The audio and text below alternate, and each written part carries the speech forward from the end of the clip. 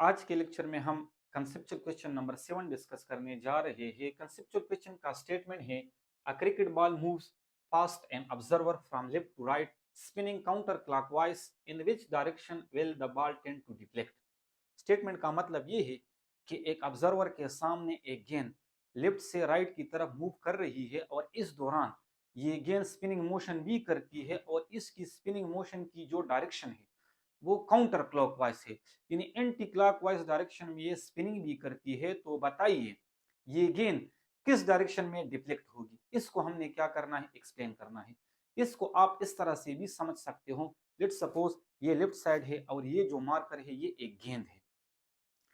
ये गेंद ये बॉल लेफ्ट से राइट की तरफ इस तरह से मूव कर रही है और इस दौरान ये गेंद इस तरह से स्पिनिंग मोशन भी करती है और इसकी स्पिनिंग मोशन की जो डायरेक्शन है वो एंटी क्लॉकवाइज है।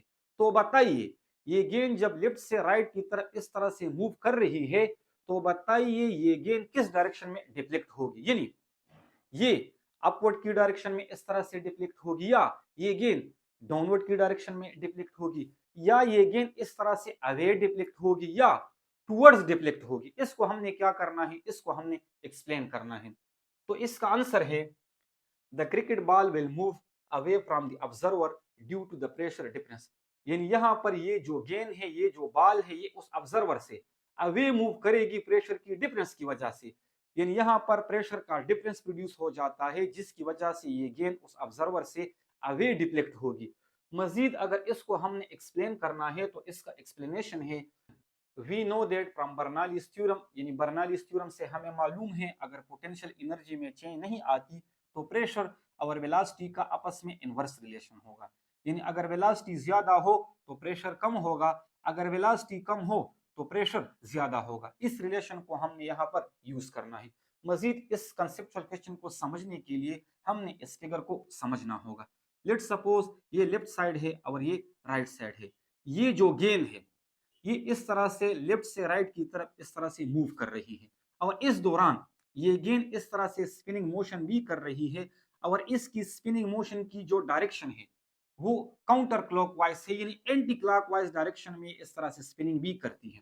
तो अगर गेंद लेफ्ट से राइट की तरफ इस तरह से मूव कर रही है तो जो हवा होगी जो एयर होगी वो राइट से लेफ्ट की तरफ इस तरह से मूव करेगी।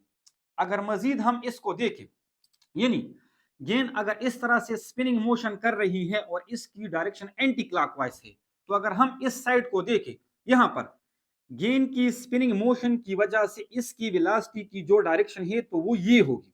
यानी इस डायरेक्शन में यहां पर इसकी स्पिनिंग हो रही है और एयर की वेलोसिटी की डायरेक्शन ये है। तो इसका मतलब ये हुआ कि यहां पर स्पिनिंग मोशन की वजह से वेलोसिटी की जो डायरेक्शन है वो ये है और एयर की वेलोसिटी की डायरेक्शन ये है।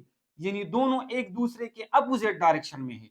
इसकी वजह से यहां पर एयर की हवा की जो नेट वेलोसिटी होगी वो डिक्रीज होगी क्योंकि इस गेंद की स्पिनिंग मोशन की वजह से यहाँ का जो एयर होगा, यहाँ की जो हवा होगी, इसकी वेलोसिटी क्या होगी, डिक्रीज होगी। तो इस रीजन में हवा की एयर की जो नेट वेलोसिटी होगी वो क्या होगी, वो डिक्रीज होगी। अगर यहाँ पर वेलोसिटी की मैग्नीट्यूड डिक्रीज तो यहाँ का प्रेशर क्या होगा, ज्यादा होगा।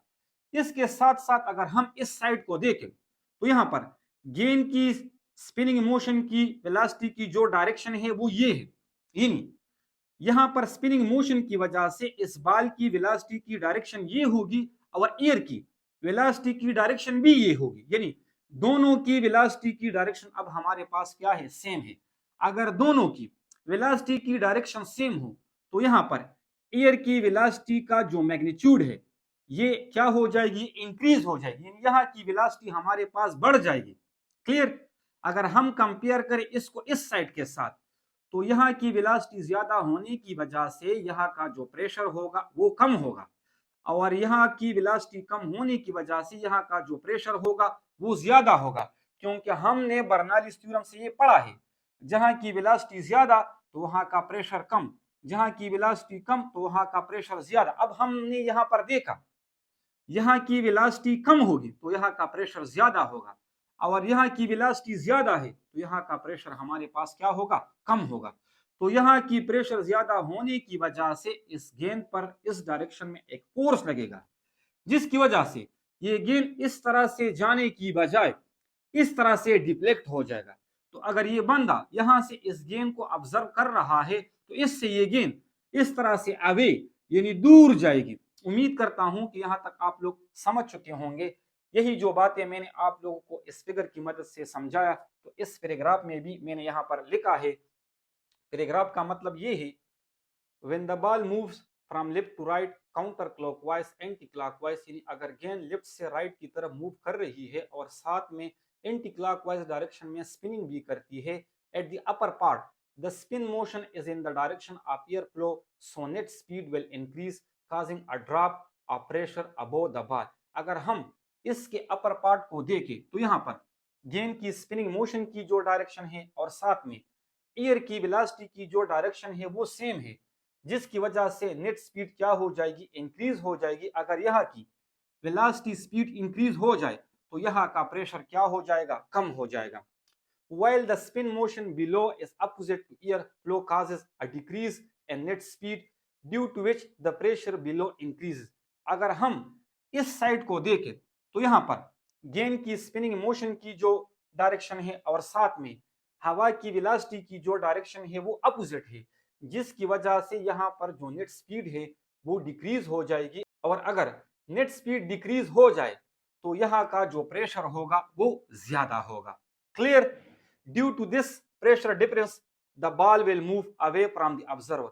इसी प्रेशर की डिफरेंस की वजह से यहाँ का जो गेंद है वो उस बंदे से अवे जाएगी, यानी उसकी जो डिफ्लेक्शन होगी वो उस बंदे से अवे होगी। उम्मीद करता हूं कि आप इस कंसेप्चुअल क्वेश्चन को समझ चुके होंगे।